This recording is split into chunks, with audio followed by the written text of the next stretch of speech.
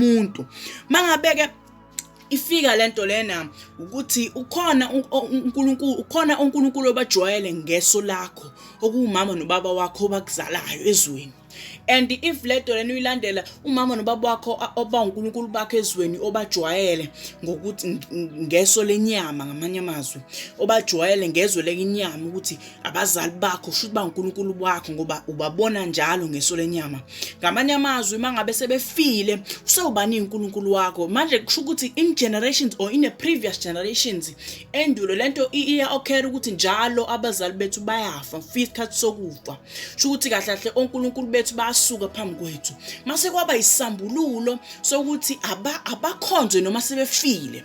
Leso sambululo ukuthi abakhonzwe sebefile sho ukuthi kwaqala kwafika khona idoctrine entsha ethi bona manamandla noma sebefile.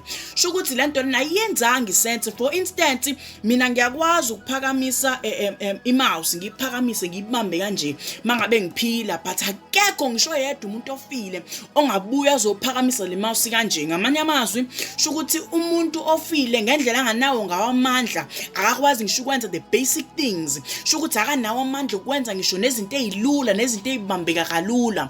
Lokho kubizwa ngani ke lokho kubizwa ngokuphelelwa amandla. Mangabe ulifunda lelizwi lenkosi siqeda ukulifunda into esitshela yona izwi lenkosi ukuthi abafileyo